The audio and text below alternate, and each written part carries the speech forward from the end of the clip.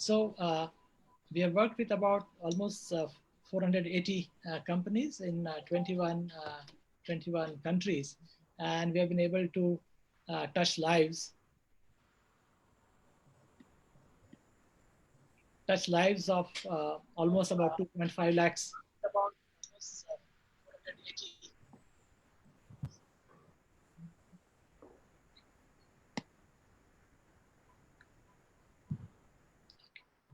Sorry, small technical adjustments. So about 2.5 lakhs people, or 250,000 people in different parts of the world. Uh, when the pandemic struck and around the world people started getting affected, we realized that the industry and lives would be severely affected. Order cancellations in the garment industry was a norm, and we realized that apart from few industries which will get lesser affected, textiles and garments would be one of the worst affected industry. And that is the time I wrote an article titled COVID Pandemic, What Can the Apparel Industry Do During the Crisis? It was published in Fiber to Fashion and Sportswear International, and it provided a few ideas or actionable points what the companies can make use of, mainly in terms of keeping the morale of the teams up and keeping the teams together in these difficult times. We also realized that large scale order cancellations were happening, and we needed to understand what the impact of this pandemic is likely to be on the business. And we could not find any credible data for India. So RBC launched a survey to understand the impact, to estimate the impact. And we are happy that about 70 companies participated in the survey across the country. And it gave us an estimation that almost 3 billion US dollars worth of orders were at stake, either cancelled or being held or being delayed. And that is a large proportion of our annual business. This information, this data is available through multiple published sources in India, overseas. It is also available on our website. What we also try to do is come out with useful resources in multiple languages like Hindi, Tamil, Bangla. Even some of the articles got translated into Russian. So more and more people in the industry could benefit from these resources and try to see how they can help themselves and their workforce as such. In this background, we have, I take great pleasure to introduce our panel this afternoon. We are very privileged to have them here. We have Mr. J.D. Giri, who is, welcome Giri sir. He's director of Shahi Exports Private Limited, one of the rather largest exporting company out of India. Not only largest exporting company, they are also considered as one of the best practice firms across the globe. He has been associated with this industry for almost 3.5 to 4 decades. And before joining Shahi, he also played a role as a director at Apparel Export Promotion Council, so understands the sector very, very well and has been associated with several key initiatives of Shahi in terms of worker engagement, community engagement, as well as the overall business as such. We are also privileged to have with us Lakshmi Menon Bhatia, a good friend. She's a strategic advisor for business and human rights. She's also played key role in Gap Inc. as a director of global partnerships. So she has traveled around the world and interacted with various agencies and has been deeply involved in community engagement, community development, worker empowerment programs, and continues to play an important role with civil society organizations and businesses. Again, I would like to welcome Dr. Suruchi Mittar, my colleague, principal consultant, RBC. She is an author, coach, mentor, soft skills trainer, and OD professional.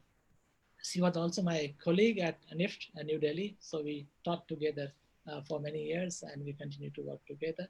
And all three panelists, we constantly interact from time to time on various issues that are facing the industry. Always pleasure. It's a great privilege to interact with all of you. So this panel brings in rich and deep understanding of the issues that we are at hand. We will do a little bit of background and then we'll move on with the discussion.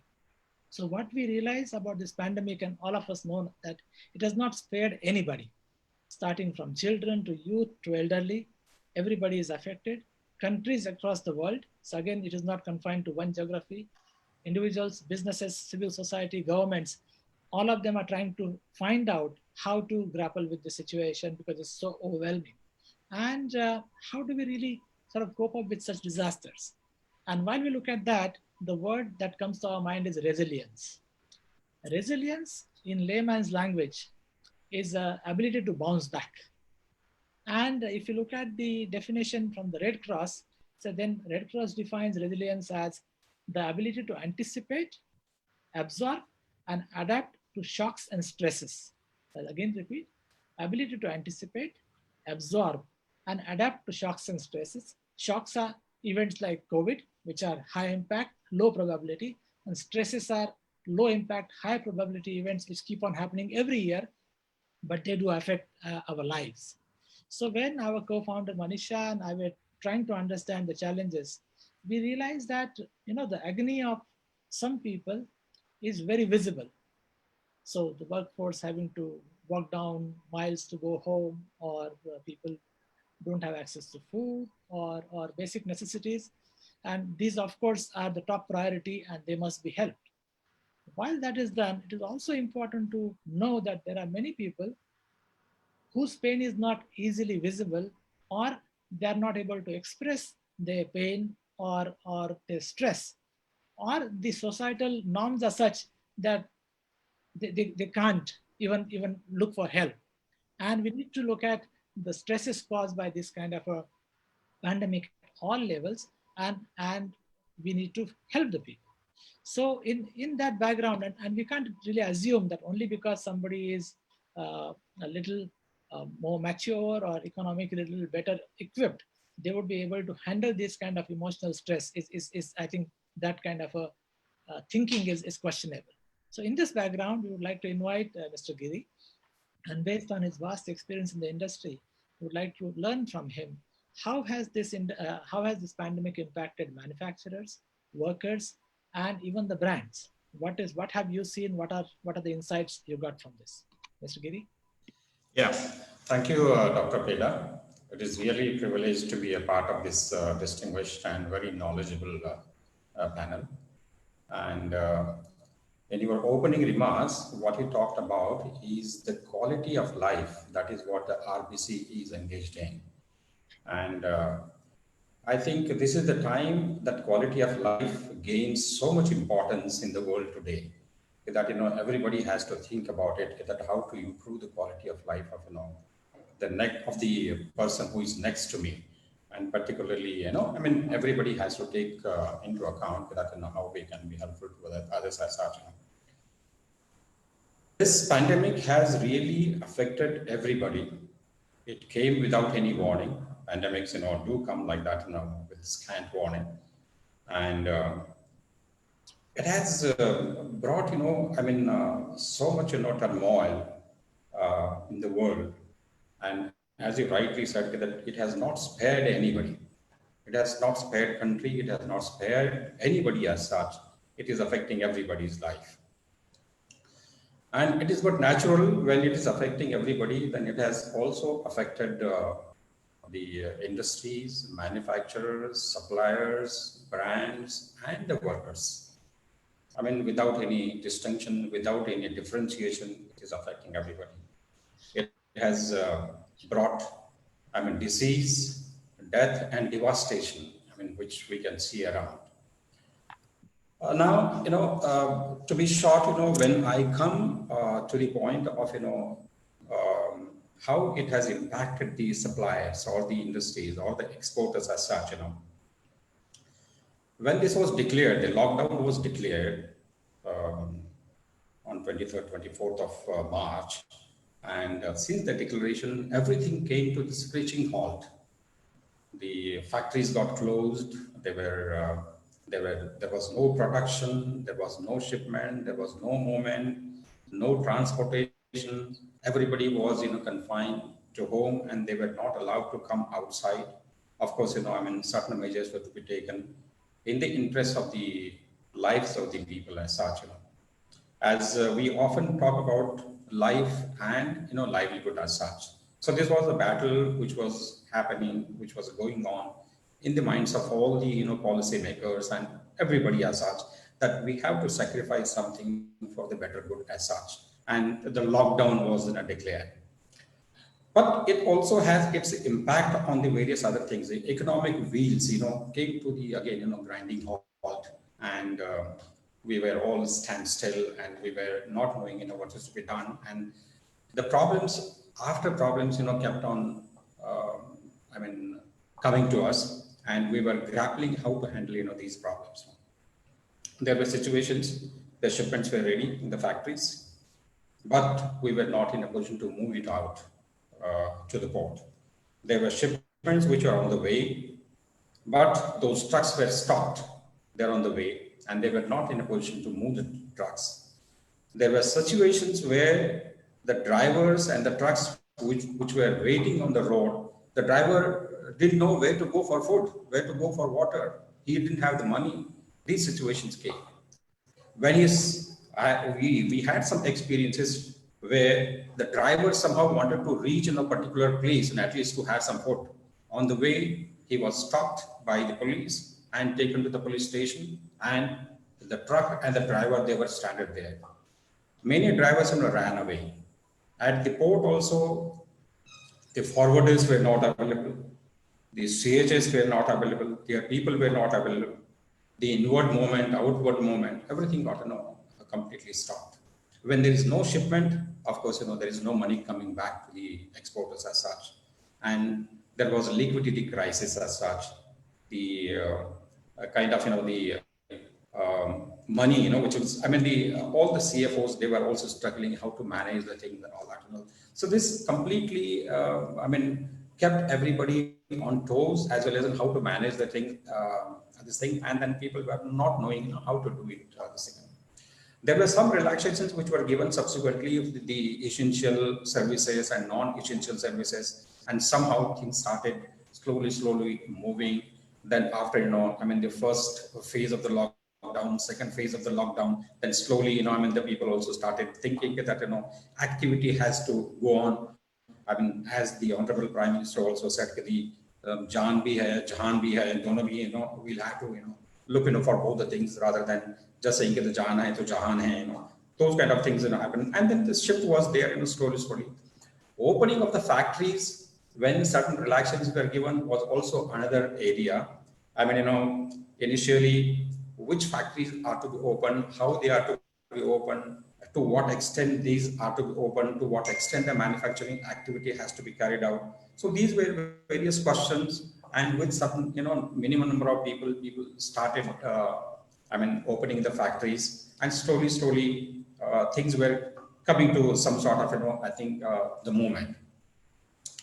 That was also, when the financial crisis was there, liquidity crisis was there, when the realizations were not there, money was not forthcoming from the thing, whatever the shipments you had already made.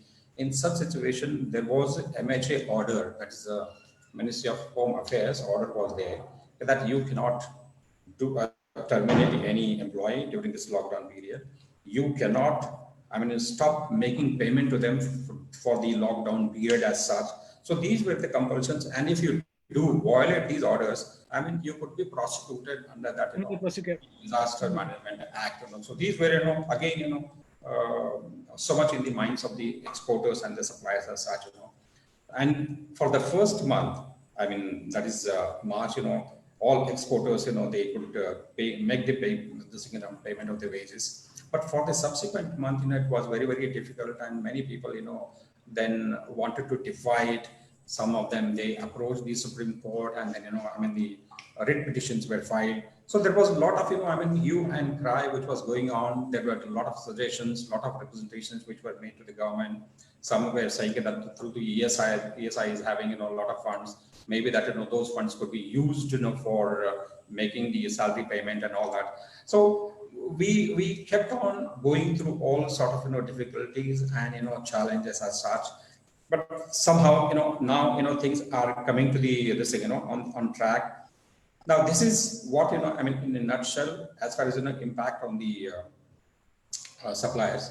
Now, let me also add one more thing. The impact can be gauged by the fact that shipment of, the April 2019 was 1,410 million US dollars. During the month of April 2020, it is only 126 million. So 90% it has gone down. That can throw the impact, how it has impacted the industry as such.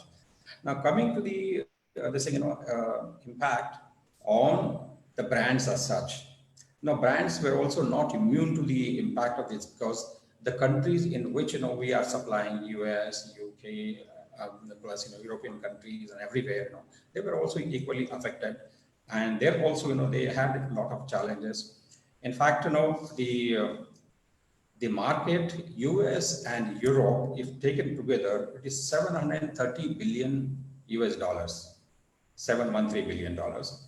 Now that has gone down to 400 some odd billion dollars. So which is almost 40%, 43% it has gone down. So when there are no orders, their warehouses were full. They were not knowing how to do it.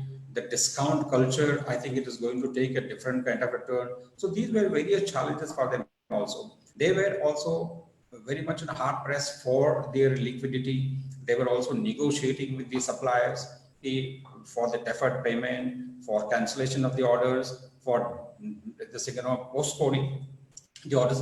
These were various kinds of challenges which they also faced. Everybody was facing, as we said right in the beginning. Similar is the case, with the workers as such, So they were also, they leave their hand-to-mouth kind of, existence as such. And when they were also not knowing what is to, on the one hand, there is a disease. On the other hand, there is a livelihood. They do not know what to do. They were, completely out of their mind. And then some of them decided that, let's go back to at least, we can save ourselves by going away from the disease centers, and they started moving. There was no transport available, and some of them walked miles and miles to their places with all their baggages, and then whether they are having the food on the way, whether they are falling ill on the way, or all sort of traumatic situations were experienced. So in nutshell, it has affected all the segments, all the stakeholders in the industry as such, and then we are still grappling with it.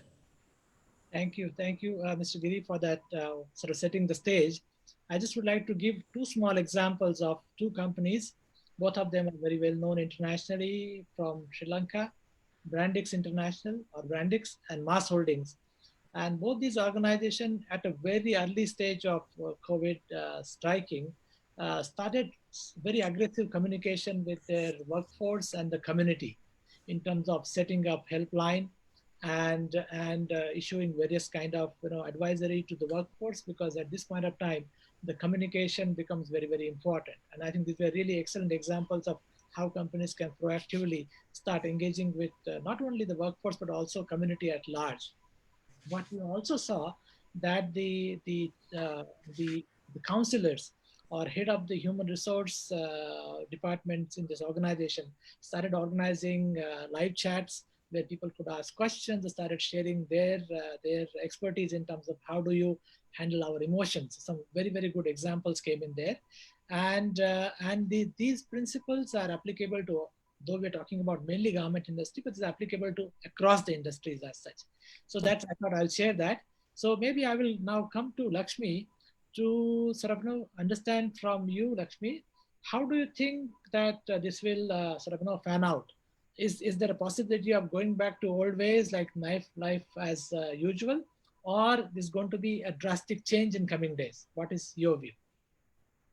I think every generation is given a huge opportunity through a crisis for transformation.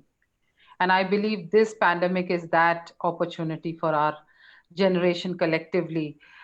In the past, there have been, world wars, and though this is not such an external war, it is definitely an internal pandemic as well.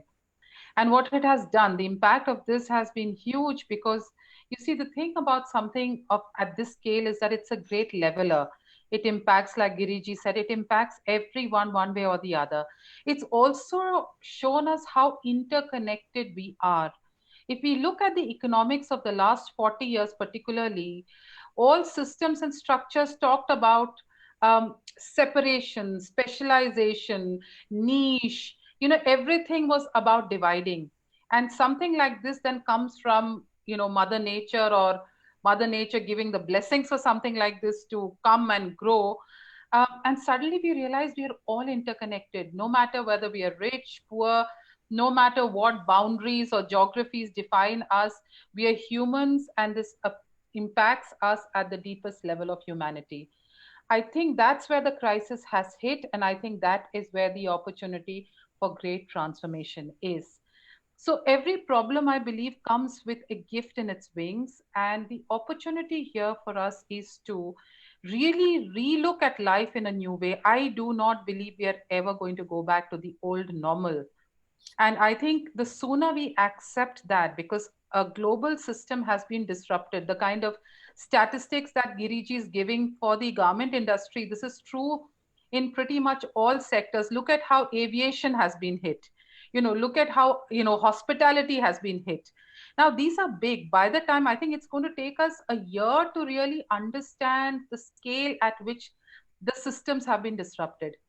But I'm also an optimist, and I believe this is right, because you see, in the last 40 years, the systems created were such that a few benefited at the expense of the many. In the United States, for example, from where this entire trickle down economic theory was pushed in the 1980s, we see that 1% of Americans have more wealth than 90%. And this kind of skewedness, if you translate that into wherever this capitalist model has gone without any ethical or moral background, you will see this kind of skewedness where many have suffered and maybe very, very few have actually benefited. Somewhere I feel this is the earth trying to rebalance herself, gain her balance back. And I feel the future belongs to enlightened leadership. Now, when I say this, I feel India has a great opportunity. You see, we are the country which believed throughout since ancient times. And when I say India, I'm not just talking about the geography, I'm talking about an Eastern philosophy, which is not limited to a country. We'll see this in Southeast Asia, we'll see this in the Midwest, we'll see this many different parts of the world, including Sri Lanka and others, where we believe that the entire world is one family. In Sanskrit, the term we use is Vasudeva Kutumbakam, but it means that the entire world is one. And when any part of this organism gets hurt or is in pain, the impact of that will be felt by all. I feel we reached a crisis tipping point, and this virus is only a symptomatic manifestation of everything that is so dysfunctional in the global system and society. So, having said that, I think this is a great opportunity. Rajesh, thank you for sharing those two examples of what enlightened leadership looks like. This is an opportunity. If you are an employer, if you are a thought leader, if you are somebody who knows what is your sphere of influence, this is the time for you to broaden that. This is the time for you to step out and look at what is it you can do in thoughtful, meaningful ways to really impact the community that you're connected with. So, for example, to take an example, when you look at your workforce, for many of you who may be on this call who are entrepreneurs, um, you wish, we know that the pain is there on both sides. You wish you had the assurances to give the workers, you wish you had the money to pay them, you wish life didn't have to be so difficult. But it is what it is as we are sort of navigating these times. But nothing stops us from reaching out, from setting up systems where we allow the family of our workforce, of our staff, of maybe even our buyers to come together collectively and feel that we are a community. Because here is the thing, whether it is a war, whether it is a crisis like this, you will see it's only when we come together and when we connect, we'll find a way forward. It was very, very interesting for me to see the logo of today's webinar. And you would have all seen this when you got your poster. And when I was looking at this, and I congratulate RBC, and I can see Manisha, who's a dear old friend of mine, I can see her touches here. But if you look at the terms, I think all the answers that we need for these coming times are there in this diagram. And I'm going to quickly read it out to you. It starts with, and this is what's interesting, right next to the lotus, which is really about hope, blossoming, expanding, we see emotional well being, and then we see organizational well being in that order. Because if the leader himself is not aligned, herself not aligned, centered, and feeling and connected with the sense of expansion internally, then you cannot spread that out into the organization. Then you see compassionate leadership. Excellent term, and will dwell upon all of this briefly towards the end of this. And then we see terms like empathy, positive attitude, problem solving, solution orientation, surviving together. Very, very critical. Surviving together, and then from survival going to winning together. Sharing and caring. I mean, this is not rocket science. We don't need a Harvard MBA for this. This is basic humanity, which has thrived in our parts of the world since thousands of years. In all of this, because we all believed we were one. And I've seen this in every country I've traveled to. Rajesh mentioned I was with Gap for 15 years. I've traveled to more than 30 countries. I used to live out of a suitcase in the airport most of the time. Then this talks about safety networks. This talks about transformative change. This talks about innovation, which will come through that connection. And finally, it talks about wholeness. The virus revealed everything that was broken with the world. And it's only by coming together, by putting our hearts and minds together, that we can find our pathway back to wholeness. So I think that is the key.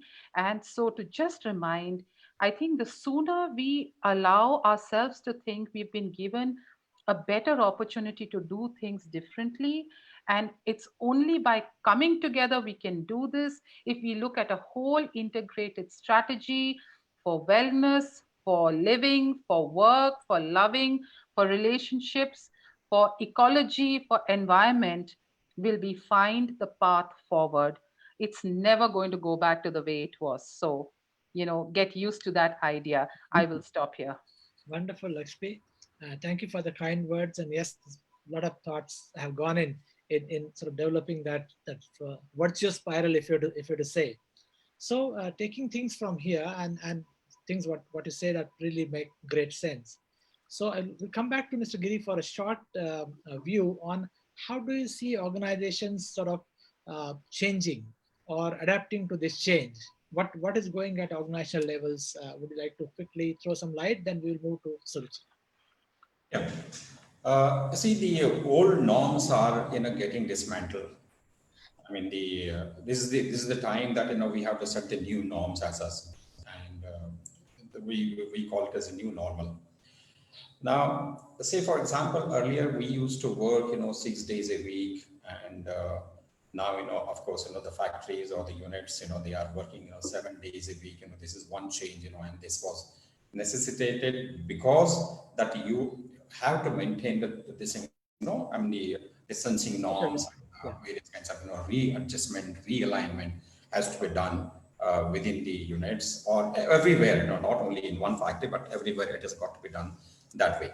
This is one kind of change which you can see. Secondly, there is also a singular trend which is there now, that work from home, rather than work coming, I mean it is I mean that is also gaining ground, and people want to work more from home. And then the earlier, whether they will be working from home or they will be just whiling up the time, these things are also the thing, I mean those thoughts going away at the moment.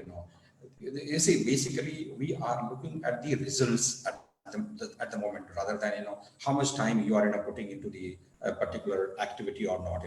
But of course there are certain activities like say production, which cannot be done from home as such. You have to come to the factory. But there are various other departments which can be I mean where the work can be done from home. So this is also another thing.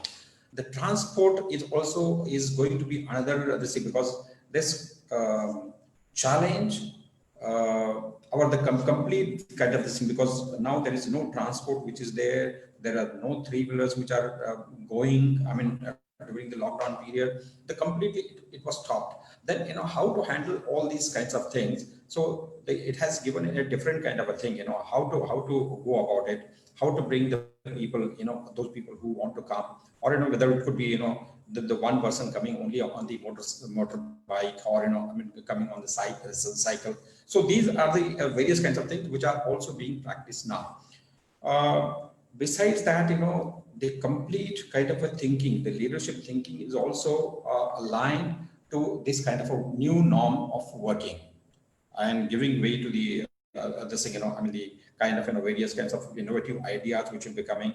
At the factory also, you will find that earlier we were not so much bothered about this thing, but the government also imposed many things, this thing, but for good, like everybody has to be thermal scanning has to be done, plus the distancing has to be done. The canteen space has to be aligned in such a way that you are not saying. So earlier people you might be coming and saying that they are when they come to the office they'll be shaking hand greetings and all that, but nowadays nobody shakes hands with anybody. And this is the whole thing is getting changed. And it's the culture that what Lakshmi also said that the what we had in the past in the Eastern kind of the thing is coming back again. We are going to our old kind of a culture. This is what is happening. Of course, the HR is also taking a lot of initiatives. I think the importance of the HR is greatly appreciated. They have to keep on talking to each and every person. The grievances are there, some emotional kind of this thing, traumas are there, somebody is falling sick, somebody has to get referred to the hospital, somebody is found positive. So all sort of things are happening, so that it is again the family, the doctors are taking care, nurses are taking care, the rapid tests are being maintained. So all sort of things are happening, and we are coming as a family. This thing in the units. This is what I think you can see. The change, great change. Which we never saw in the past as such. Thank you, Giri sir. So Suruchi, I would like to invite you here. So how do you see this changing at an organizational level, and what role can HR play? Are the HR teams equipped to be able to handle this mammoth task? So what are your views on this? Yeah, thank you so much. And while listening to Mr. Giri and Lakshmi, I really felt that there are a lot of things which were popping into my mind. I understand where Mr. Giri is coming from and what he's saying, that the change which is making, these days, the organizations as a family. So today only I read that during pandemic, thought leadership should not run a business, but should run a family. So it was a quote which actually is going what exactly Mr. Giri is trying to say, that it should not run only business, but also should run a family. I think management or the HR department has to promote a company culture which encourages a lot of openness, acceptance, and employees should feel safe. Today I'm feeling very happy, I come to work, but suddenly one WhatsApp which says that these many people around you have COVID, or these many people here had COVID. So, we go into a framework of, so emotional well-being talks about three things. It talks about a threat system, a drive system, and a soothing system. So we immediately go into a threat system, wherein our safety, and we are suddenly perturbed and we are suddenly vulnerable. But what HR can actually do at that point of time, one, bring in the soothing system. We have a lot of EA systems in the factories. We can actually have one sort of that kind of an announcement that yes, okay, so we are all in the same boat and we are all feeling whatever acceptance decree, making that understand to the workers that yes, this is what is happening, but we are all in the same boat and we will all cross from here, understanding it with empathy, and then bringing it to a drive system. And a drive system, when I say bringing it to what we have to do, what are the targets, what are achieving goals. So HR has a lot to do these times It has to be more strategic rather than only doing compensation. Really, it has to bring the employees from a threat system to a drive system and take care of their well-beings. And it is not that difficult.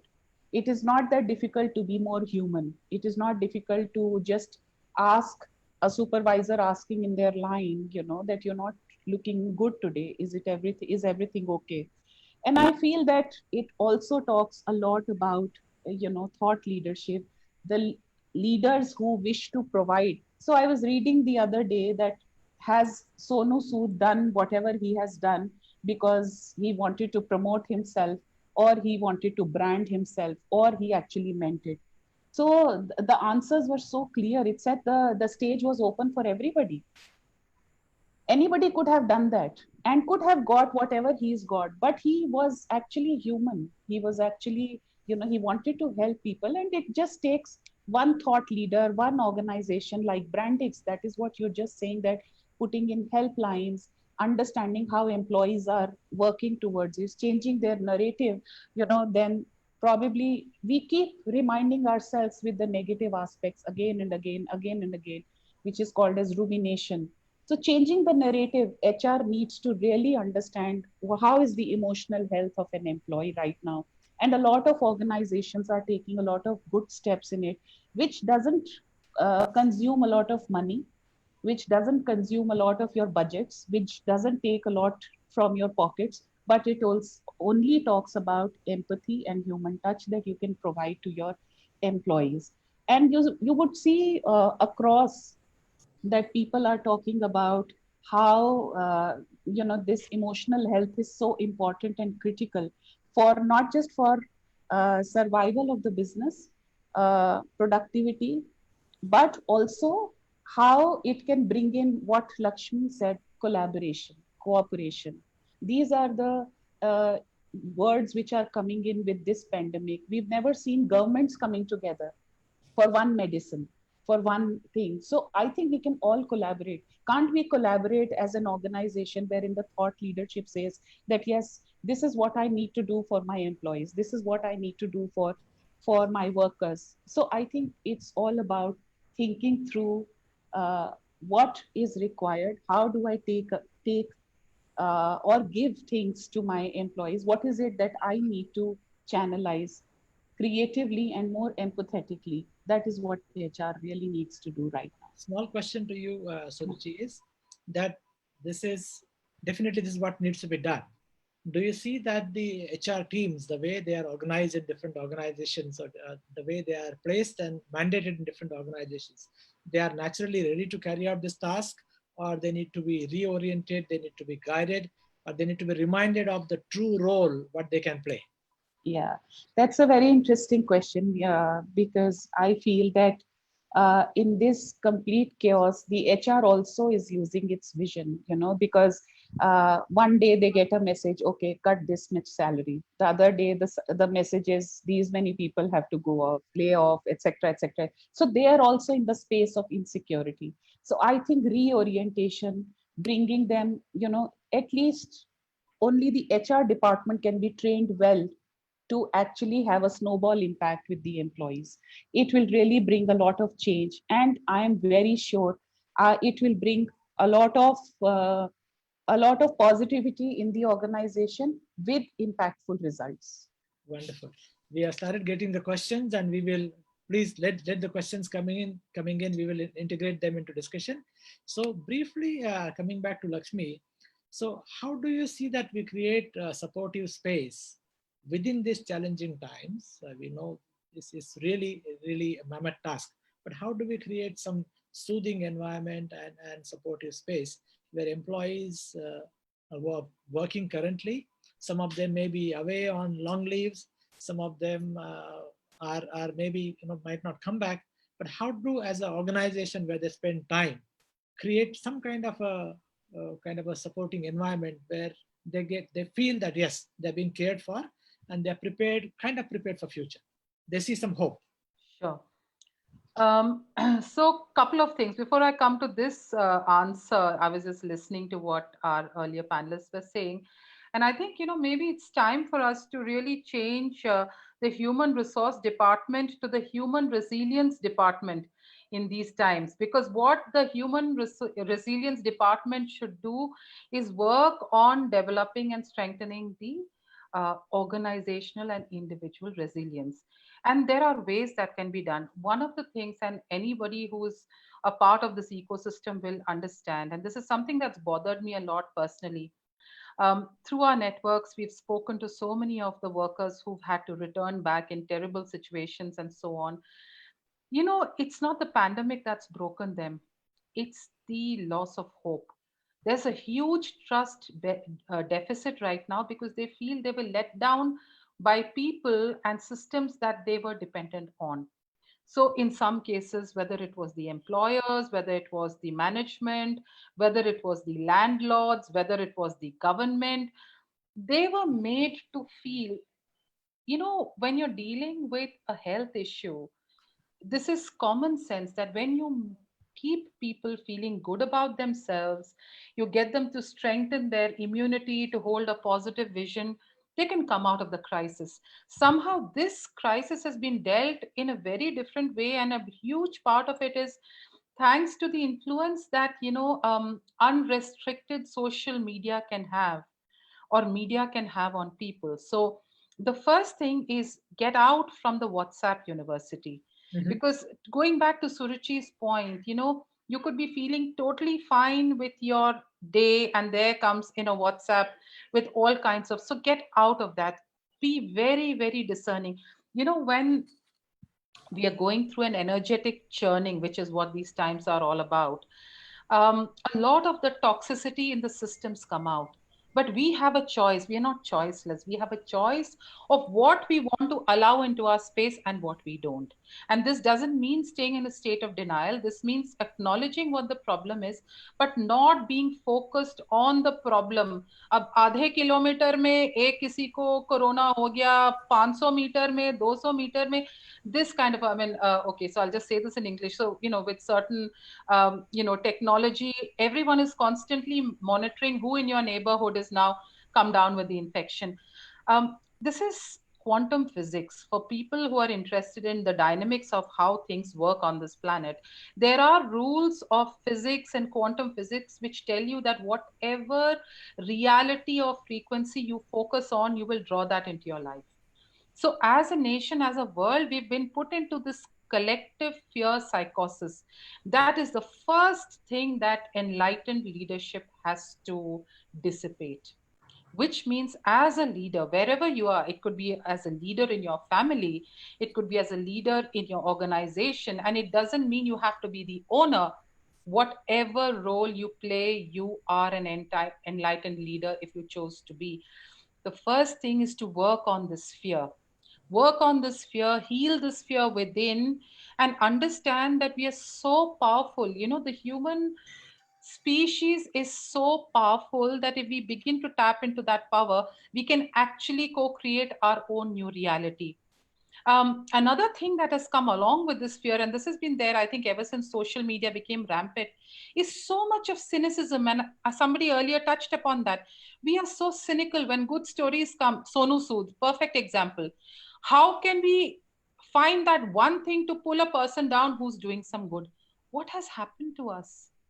Instead of encouraging, instead of looking at what is positive, we are all the time going into the negative. So there is somebody sent this to me a few days ago, and I really love this because I think this is the solution, at the heart of the solution. And this says, heal yourself. So heal so you don't ever have to give a sarcastic tone to an uplifting message. Wow. Heal so you never have to make anyone else the object of your own frustration. Heal so when someone tells you they love you, you may allow yourself to believe them. There is a huge trust deficit on this planet. And I think that is at the root of what we have to address. When the leadership begins to understand this, when the leadership begins to work on his or her own healing, you'll be surprised at how much of intuitive guidance begins to come from within. And with that, you build the trust in your organization. Along with trust, very practical thing, please build the immunity in your organization. We are fortunate in this country and this part of the world to have access to very, very strong herbs and spices and things like that, which are working miracles during the times of the pandemic. There are scientific studies coming now about things like turmeric and basil and ginger and all our masalas and spices.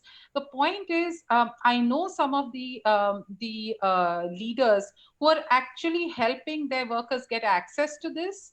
The ones who are coming to work in the factory are being given these potions and tonics so that they stay strong from within, along with all the other sanitization, temperature check, etc. that's happening. There are leaders like Rajiv Bajaj, who's been very vocal. He's in the auto industry. He's given, they've believed in the homeopathic system for decades now, and they used it when the swine flu came very badly to Pune, and they're using it now for this pandemic. He has given this out to over 300,000 people, including police and political leaders and all his workers, and remarkable findings, which is now supported by the government Ministry of Ayush. So here's a great way to have those webinars, interactions with your workers. Don't think, oh, is this worker going to come back to me and work? It doesn't matter. We are talking about creating a strong immune society. They may or may not come back to work for you, but over the next 3 to 6 months, if you can invest in them selflessly, and these things again do not cost a lot of money, but this is about making them feel you matter. Wonderful, Lakshmi. That's Yeah, really just last point there is, just think of yourself when you have been in the most rundown situation of your own life. It's always been that positive touch which has helped us all get back on our feet. This is no different. It's just happening at a larger scale. Thank you very much. Very, very enlightening. And it brings a focus on leadership. And there's been good articles coming out on leadership during this time. And though Lakshmi said that there's no need to look at Harvard Business Review, but I have an interesting article which I looked at some time back. And it talked about 7 C's of leadership principles for managing in the times of coronavirus, coming from HBR. And they talked about 7 C's. And what are these 7 C's?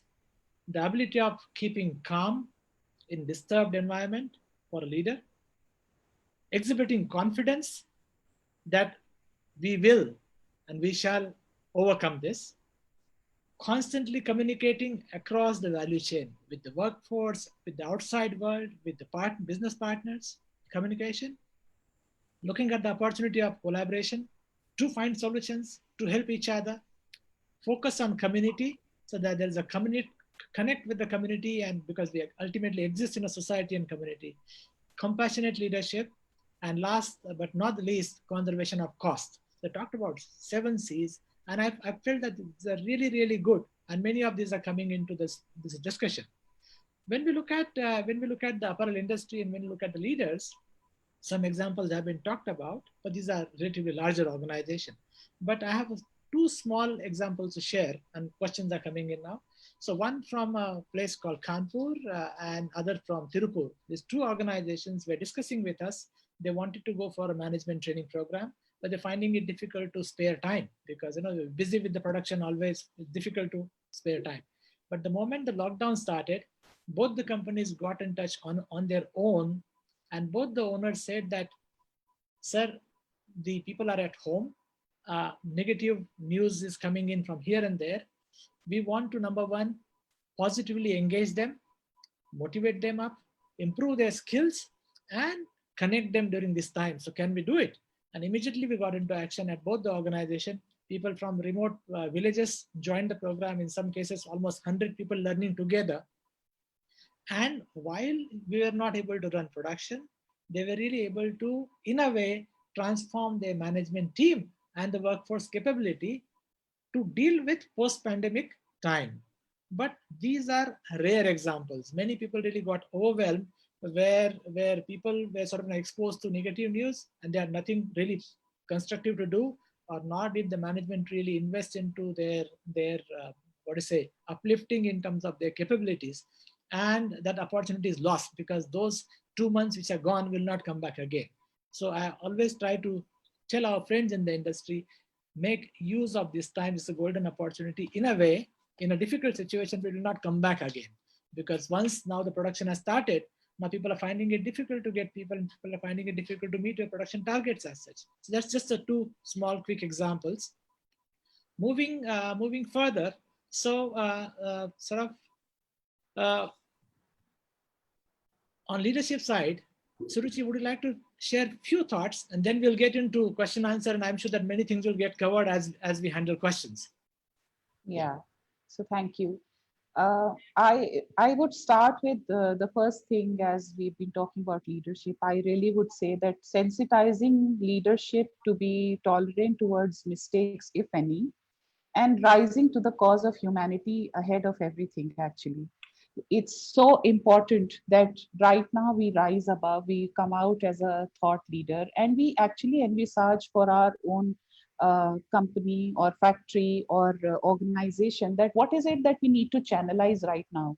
It is very easy to say cut costs, tell people to move away, and tell people to go out of the organization. I totally understand the business pipelines also. You're not running an NGO or anything, but I'm just trying to say that we can actually look into the aspects of that, how can this impact be more human onto everybody. How can we make this impact onto our own people who have served us a little lesser than a little lesser in terms of being so harsh. Maybe we can, channelize it with the HR department, sit there, understand the business pipeline. There are models which have happened, like bench recruitment. People have talked about bench recruitment. People have really taken into, so I really feel that, there are levels of impacts that people have been talking about, and they are talking about good leadership and very good leaders who are there in the organizations, who actually talk about that how this impact can be minimized onto the employees. So one can actually chalk out a plan of action in terms of competent uh, compensations with vis-a-vis the HR future planning with the business pipeline. And let's try to communicate well. As you said, 7 C's. It is so important for the HR department or the leaders to communicate well, to be more empathetic while they are communicating with their people, to make them understand that this is what is happening, this is what we can do, this is how we can channelize. So I know of an organization, very small organization. They actually talked about that, okay, we don't have business pipeline right now. We can still have you, but we will not be able to channelize, let's say, 2 months salary. If we get the business, we will reimburse this 2 months salary a little later. Would you like to be with us?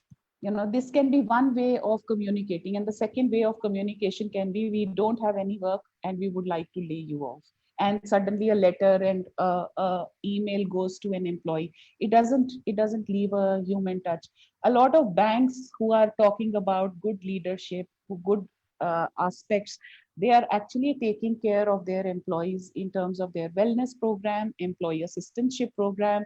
They're also talking about how we have buddy system in the factories, how we can have online buddies, how we can have online chais with each other, and we can just have a session just to ensure that, yes, we are not just educating, curating a good leadership thought process, etc., but also we are coming together as a community, we are binding ourselves together. And these are my thoughts about thought leadership, frankly. Wonderful. Thanks a lot, Suruchi. Thank you all. I think that's very good inputs have come in, and maybe we'll now start weaving the questions in, so that it becomes further more interactive with our audience, because some very strong questions are coming in. And just to bring in a small angle, as you said, that we're looking at individuals, we're looking at family, then we're looking at sort of smaller communities, and then looking at business, and then we're looking at society at large. And we did an interesting exercise some time back, where we had family webinar. So where from 16 locations, the family members joined, and there were roles for everybody from youngsters to seniors, and each of them were to share their own experiences. And that really worked very, very well. It also worked in terms of connecting people or understanding people and their qualities from a different angle, because you always see people from a particular relationship point of view. So that was really, really interesting. So if you to bring in some questions coming in, so there are quite a few questions coming in that, okay, all panelists, what is your experience? How do you forecast the situation? How long it will last? Or when it will get to normalcy? That's another question again of similar kind. And let me also probably it will get combined. Uh, in the situation factories need to cut costs, what would be the suitable solution for it and how factories can mitigate it? So should we take these two first and then move on?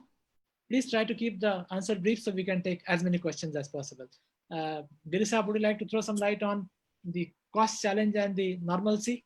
Yeah. I'll this thing, basically, the crisis will keep on coming. It is not the end of this particular thing that in the future there will be no crisis. Crisis will be there always. As long as we keep on working, or as long as we keep on living, and the leaders have to manage the crisis. While managing the crisis, they have to build the future also. They have to look into the future and see that how they can, what steps they need to take, so that the organization sustain and everybody sustains. Everybody is, on completely the thing taken care. And this all depends on the trust that we have, with each other. So this is always said that we should have a bank, a trust bank, and the trust bank, is very, very essential, where, I trust you, you trust me, and this is how, we'll go together. We don't have to withdraw anything from that and keep on depositing, And also, the question, how long it is going to last, it is very difficult to say like this, but then, what experts say that we'll have to learn to live with it. And the WHO had said that this might be up to 2022. And at one estimate, they are saying it will be, even 2024 also. So this is not going to go away, but we'll have to definitely live with it. And we'll have to see that, how we can, whatever the challenges are there, how we can turn the challenges into opportunities as such. And in these times, as when we talk about the cost, when we talk about, what is to be done. So there are two things which come to my mind. One is, the transactional kind of thing, and the other one is, transformational, aspect. The transactional, of course, you will be in a position to do, this is to be cut here, this is to be done here, this is to be, these are the various kinds of things which are mundane, which every day, people keep on doing, but that is not going to last long. Actually, what is going to sustain you and everybody or the business is your transformational leadership, or transformational, your those points which are there, and how you can transform yourself. Transformational leadership, I would say, how you transform yourself first. And if you transform, then there is a circle of, your effect, which you can create. The others also will definitely get, transformed then subsequently. So whether it is a good time, whether it's a bad time, you will all be together. And there will be, some decisions which will be there, which may not be pleasing decisions as such, because everybody is, going through that kind of a situation where the survival is the, main target at the moment. And in these, times when survival is the prime kind of objective, so what happens, the small sacrifices here and there are imminent.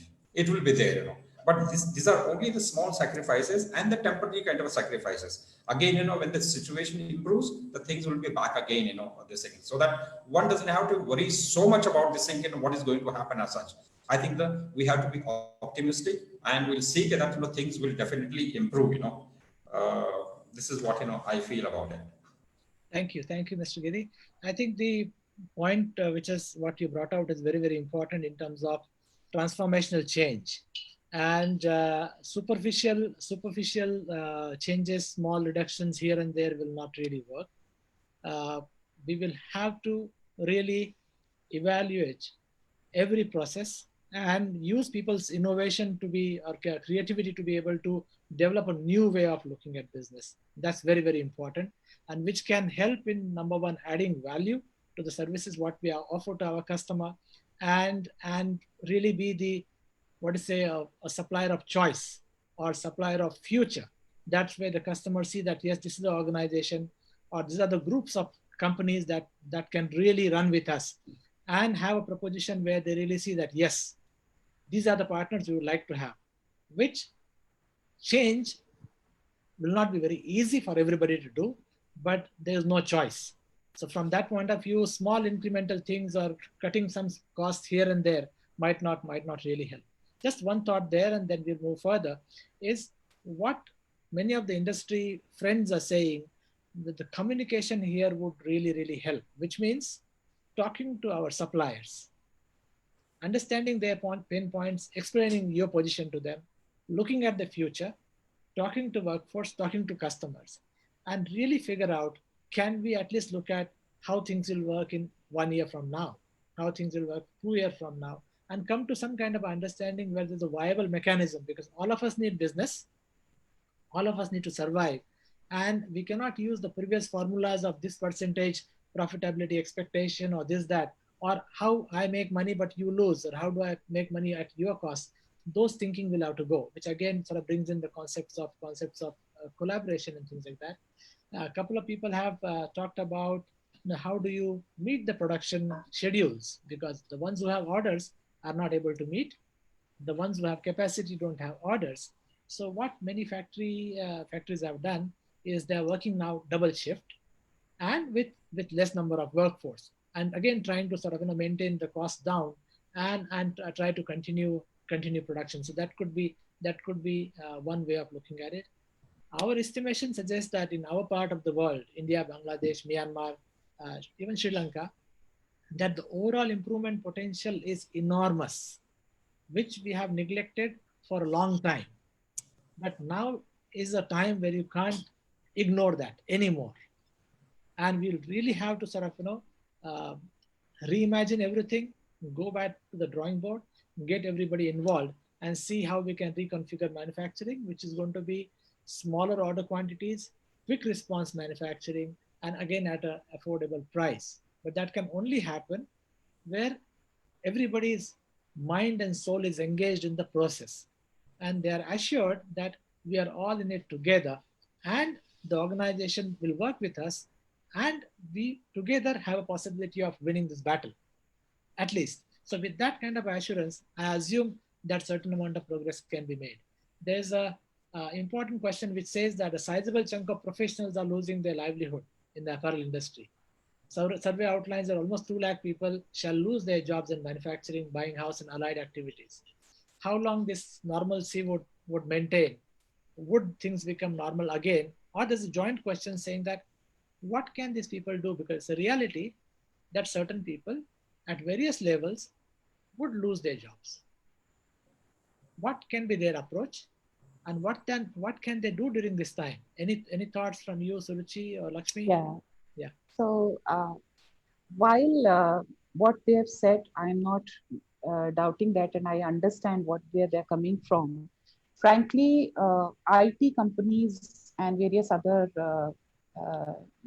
portals are talking about now a gig economy, wherein the professionals, the senior people, the experience that they get in, they will be working as freelance consultants.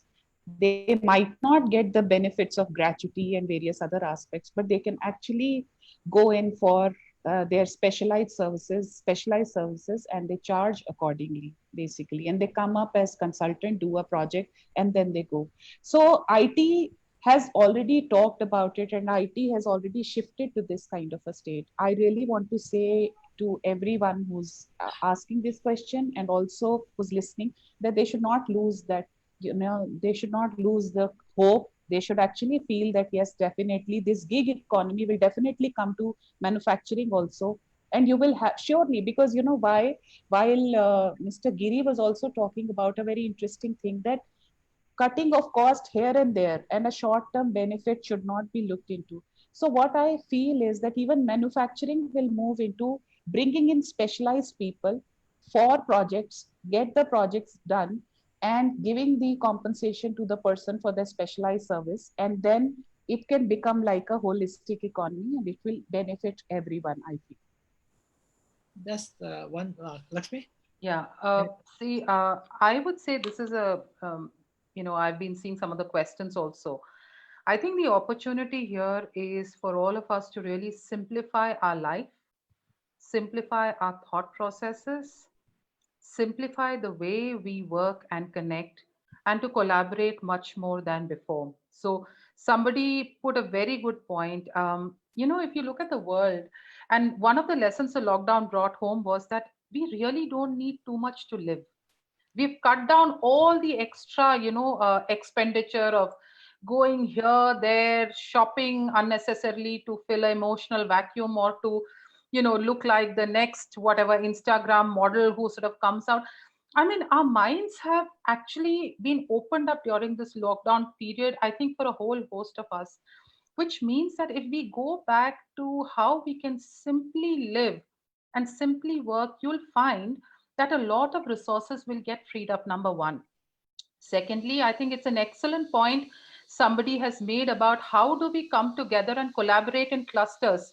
So in India, for example, there are clusters, there's an Okla cluster, Noida cluster, Gurgaon, then you have Tirupur, Bangalore.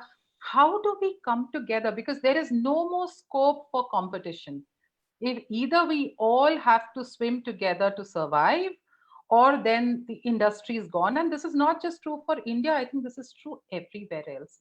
So when we look at redefining leadership, we've got to redefine our business goals.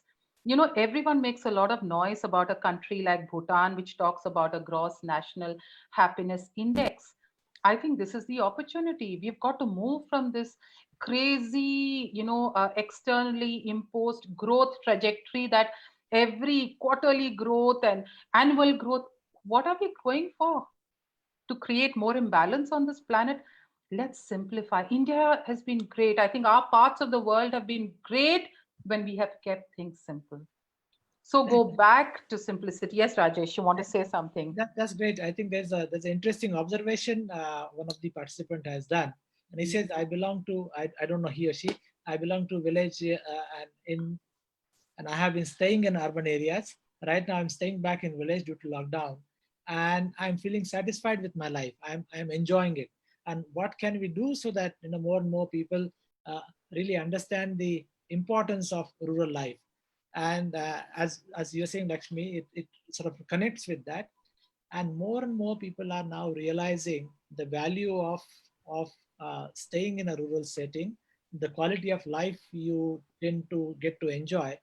And a small advantage here now is with the technology, you can also be staying in a small place and doing certain value-added services through the internet for the economy. At the same time, being enjoying the life at home, maybe being with your older parents or so on and so forth. So more and more people are now wanting to actually go away from this mad rush of urban lives and inhaling so much amount of pollution. So if I could just say one thing connected with this, Rajesh, I think we've all realized that happiness is not in the form of external success, which was kind of shoved onto the world over the last few decades. In fact, it's created more unhappy people, more out of balance people, and so on. So, in the short term, it's not going to be easy. We are going through a transition. But if we come together, if we connect together, we collaborate, we offer our services and assistance to each other, it can be in cash or kind. It doesn't have to be always about money. In fact, money, this is my prediction based on my intuitive thing. I think the currency factor is going to become less and less important in the coming times. It may take a decade for this change, but I think we're going to go back to a very organic way of living, loving, and sharing. Everyone will value relationships over transactions. हम लोग रिश्तों में वापस जाएंगे, हर चीज का सौदा नहीं होगा. ये बाजार ऐसे बन गया था, हम हर चीज में सौदा ही कर रहे थे. It can't be like this. So I think, this is going to help us cut out all that is unnecessary and go back to the core of what it means to be a human being. Thank you. If I can add a little bit, there are questions about these people at various levels losing job, and then we'll come to Girisa. Yeah. What I would propose is that many a times people take sabbatical. They take a break from their work to either enjoy time with family or carry out studies or learn something new, pursue a passion which they don't get time for. Maybe some people who face this kind of situation may look at it as a blessing in disguise and look at it as a sabbatical. It's a time where you would need to invest into yourself, or you can invest into yourself for a discovery, for creating a new you. You may be able to acquire some very, very good skills and abilities, capability, understanding of your own self and your family, immediate family, and that might open up big opportunities. As I appreciate that it is not going to be easy. It would require certain amount of lifestyle changes and so on, but that may have to be done. But it may actually be a blessing because you might be able to discover the capabilities in you and might be able to come out really stronger post that break as such. So one approach is that we take it more negatively and respond accordingly, or otherwise saying that, it's not in my control, but what I do with my time, what I do with my family is in my control. And there's a little question coming in about how do we manage the finances, and of course Ms. Giri would be able to throw more light on that. But as Lakshmi said, that we have realized, if you want to realize, that our actual necessities are limited, but we have really added so many other things. So we may have to do some choices, that what is important for us. And there was another webinar, Rahul Mehta, CMI past president, good friend of mine, he was saying that, in olden days, if you earn 100 rupees, we will save 40 rupees. In today's day, a youngster is earning 100 rupees, we spend 140 rupees and live out of a credit card. That is not sustainable at all. Girisa. Yeah. I honestly feel this is the time to take sabbatical, and you should really be on the path of discovery, self-discovery. This is the time to do that thing, and then if you can do it, I think that is nothing like it. Coming to the point, our theme, resilience, is very, very important kind of a thing. And if we can understand the importance of resilience, how to rise up from the given situation, or from the, the situation, the dire, this thing, straight kind of situation you are in, and how to rise up from that. I'll just, share a small kind of this thing, story. I'll not take too much time. A farmer and his donkey. The donkey fell into a dry well. You must have heard this story.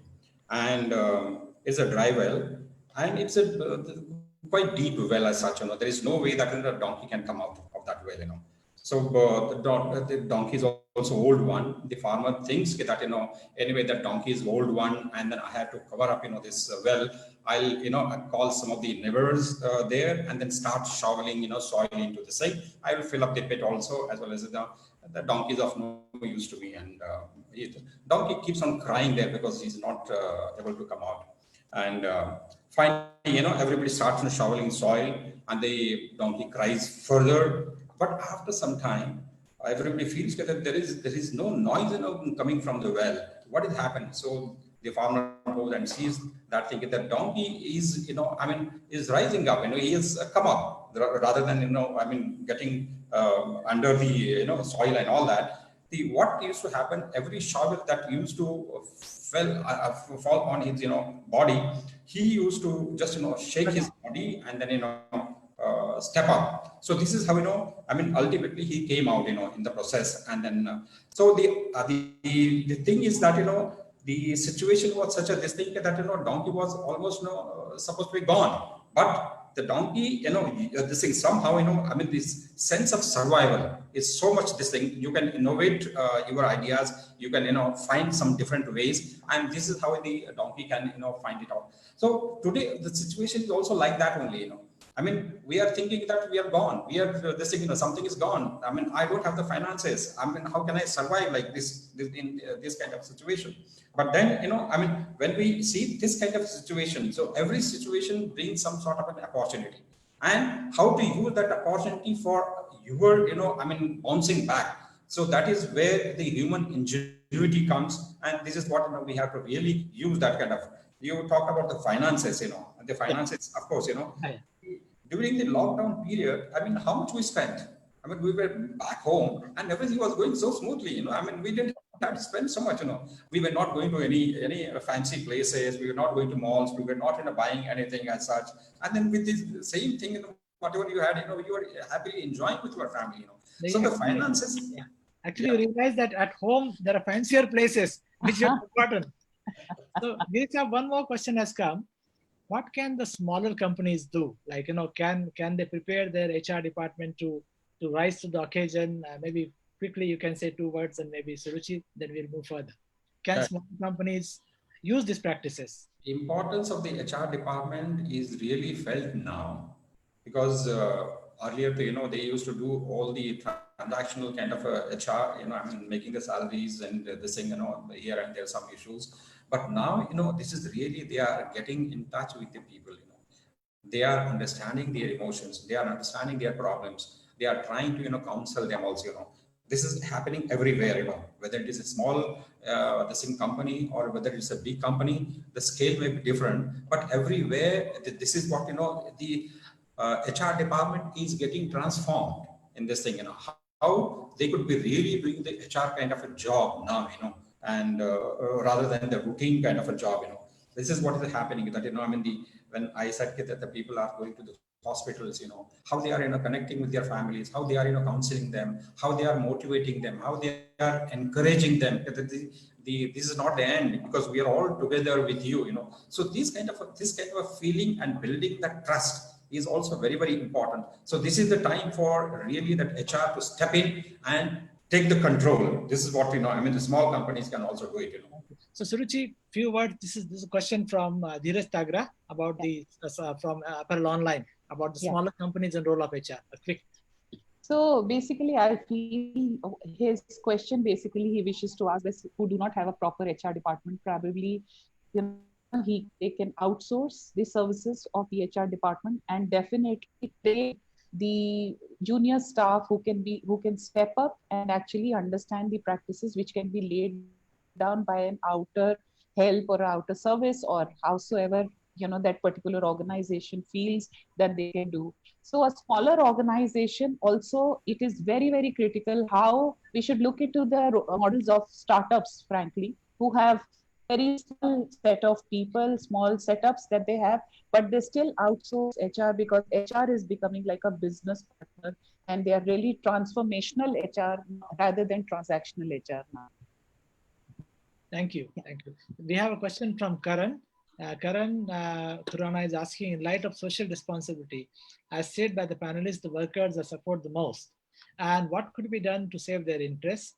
Can they be provided some minimum money so that they don't suffer or the agony is reduced? So some, again, quick thoughts, and then move further. Anybody would like to say something on this? If I may make a point here, I think the opportunity when we all come together as an industry is that it's very important to have these conversations collectively with the government. I mean, this is a good time as any to think about things like the universal basic income. Think about how families can be supported, over a 2-year period with some kind of money going in every month into their accounts. We're seeing this in other countries. It has to be done. But the challenge with India is we've got so many different priorities which are constantly pulling for attention of all the actors, including the government.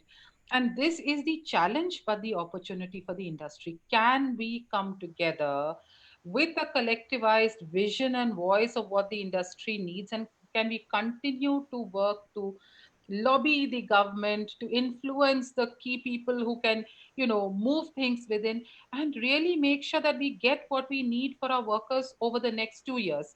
I feel that if we get that kind of support from the government and from other agencies, for 2 years, I truly believe India is going to bounce back very, very strongly. Our workforce is our greatest assets.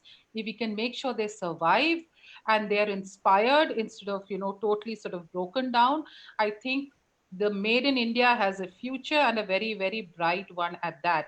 The domestic markets will become vibrant, everything, but we've got to come together, and this is a call for action. I think the industry has to come together and really ask for what it needs for itself and for the workforce.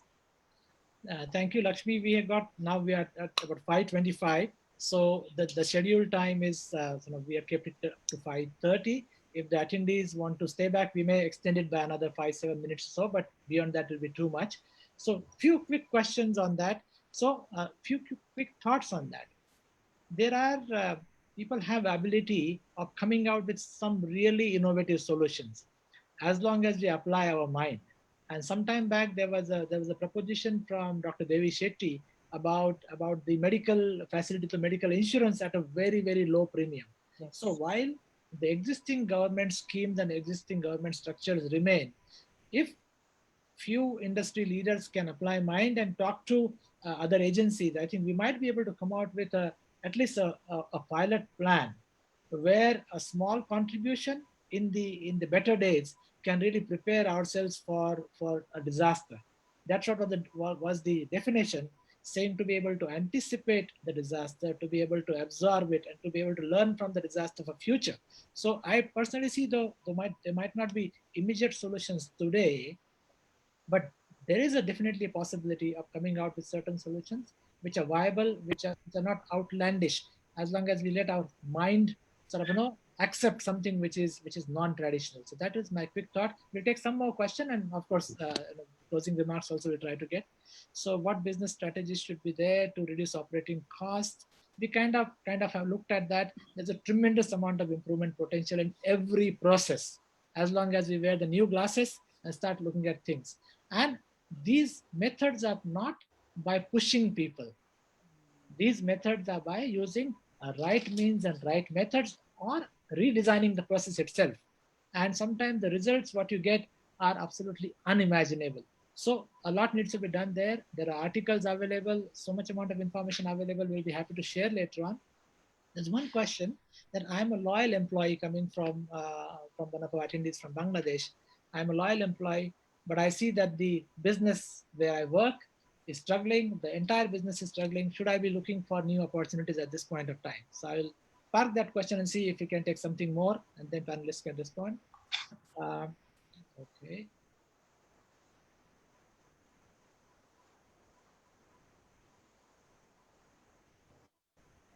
Yeah, there's one specific question about when the factories have lack of orders, should pivoting to PPE manufacturing is a good idea? Maybe I'll answer that quickly, that yes, there is an opportunity, but PPE is a specialized medical product.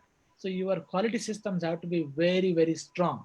So if you are really wanting to get into that kind of a business, which will require you to prepare your management systems through a zero tolerance kind of a manufacturing process, because you're playing with people's lives. But yes, that does offer a good opportunity, and many of our companies have transited to that product and are also looking at exporting. But this particular question saying that I'm a loyal employee of the company, I love my company, but I know that the business is difficult. Should I be looking for opportunities outside? My initial thought would be that be in touch with your company, keep on investing into yourself, improve your skills, and hang on for a moment. And should there be opportunity, be transparent, talk to your management, and take a decision which is really good for you and good for everybody. But use every minute to improve your value to the organization. Any thoughts on that? Yeah, nobody wants to lose a loyal employee, I mean, that is there, so that the employer will also not like that person should go. But in case the work is not there, as you rightly said, that, I mean, he can improve his skills, and maybe that, he can discuss with the employer, and mutually they can say that, well, at the moment I don't have the opportunity, but now I'm allowing you to go. But as and when the things improve, I might, call you back again, and then, you can, that time, you can think of coming back to me again, in case the need arises, Maybe that is a conversation which you can have. Sure. Thank you for that. We also have another question that maximum skilled labor has migrated to their hometowns. What can be the new recruitment of to take care of the skills at lowest investment? There are various approaches for skills development. They're available in public domain. You can look at our website as well. And the new scientific approaches really make skills development a very short time activity where the results are quite good. So scientifically and with the evidence, we can say that is not really a challenge. So you would be able to develop skills of the people who are here, and you would need to do that immediately to to take care of the skill gap. And we also, there might be opportunities for the people who have gone to their homes to create sort of livelihood opportunities there. So creating some businesses which can be linked to the exporting companies here. So some work would need to be done there. And I'm sure that it can be done at both ends as such, but skill development using scientific principles can really work quite well. There's also another question saying that, do you think that companies will shift from China to India? Is India going to get this benefit? And this question has been asked in almost every seminar, and people have listened to the answer. The answer is yes and no, that the companies that have played their cards well, the companies that are capable, are able to present their case, and the business is coming in. But for business to come in into country, we got to be really, really competitive. We must have an offer which is irresistible, because also the investors and the buyers have other options, other countries. So Vietnam has gained a lot, Cambodia has gained a lot, Bangladesh has gained a lot. India definitely can gain, and certain investments have come. But we really need to, at an industrial leadership level, need to do a lot of work. We need to work closely with the government for sort of removing certain hurdles as such. So this is an opportunity, but how much we are able to realize, the time would tell. But a lot needs to be done. But there are certain cases. Now we've heard about one case where a large shoe manufacturing company sort of has shifted their base to Agra. That company had their manufacturing facility in China. So we are seeing certain positive news coming in, and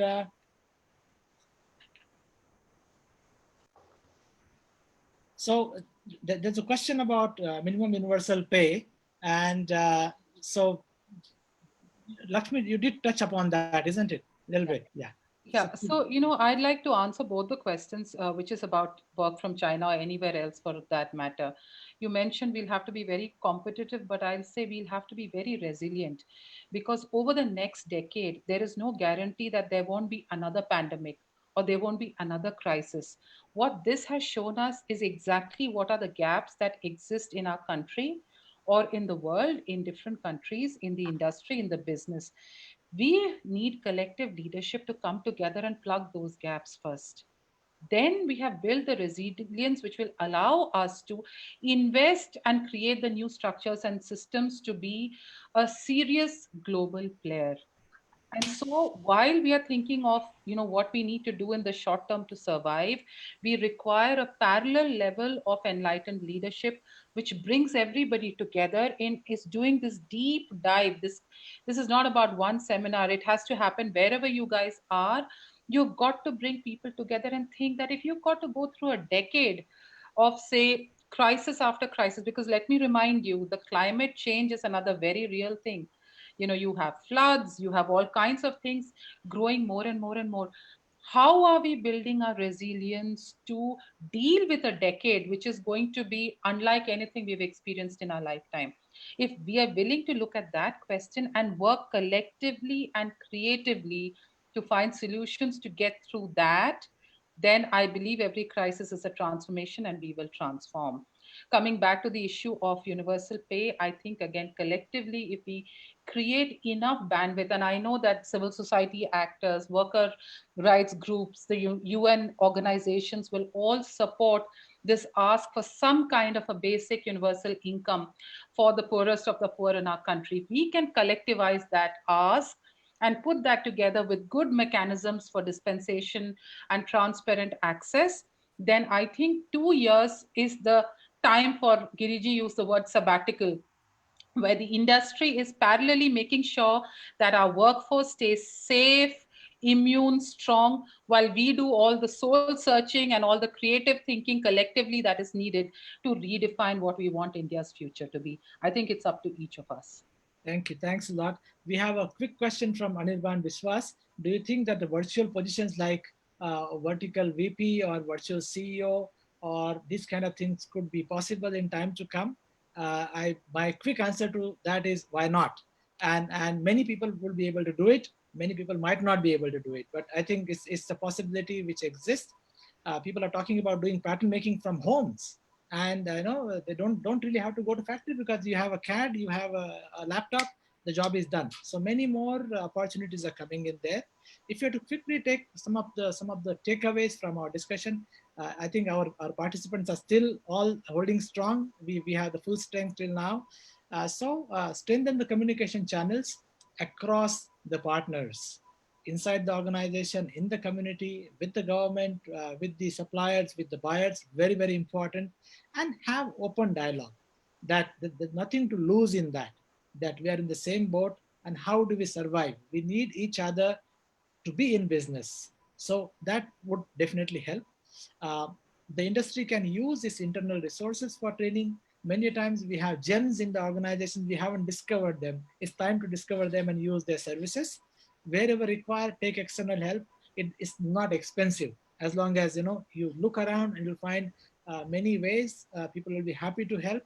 ROI can be fantastic. Ensure that mid management is guided and supported to bring in the transformation. Many times the management are kind of enlightened.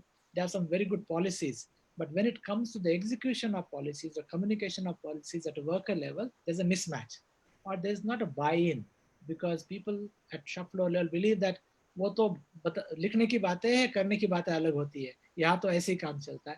We have to make that transition. So enlightening them is very, very important. And leaders must lead from front. It's very, very important in crisis time. You have to really, the character of the leadership would be known in the crisis time, when everything is going on good. When you're on a 6% or 7%, 8% GDP growth, then you don't have to do anything, because the tide will really move further. Improve community engagement. Look at the opportunity, what you can do, how we can work together, build trust. Very, very important. Invest in yourself as an individual, as a family. Cut the clutter. Get out of the WhatsApp university, or be selective. Get out of the watching news. Doesn't really add any value as such. Watch some good humorous programs, so that your mind gets distracted and you feel nice. And conserve the cash. Very important for everybody. So just be careful that you conserve it. Is a resource which is very, very important for yourself, for your dear ones, and so on. So the subject is vast. It can be approached at various dimensions, but we are really thankful at RBC, all of us, and on behalf of attendees, I would like to thank this excellent panel for bringing in insightful ideas, philosophical arguments, workable action plans, which can be worked upon. And I'm extremely privileged to be facilitating this discussion. I hope our participants have enjoyed. Do share your feedback. Thank you very much. Good evening. Shabba khair. Take care. Be safe. And let us hope that we carry some light from here, where we are able to encourage others to look at the positive side, and how we can help each other to build a better community, better business, and take care of ourselves, our own emotions, and our family's emotions as such. Thank you very much once again. Thank you so much. Thank you.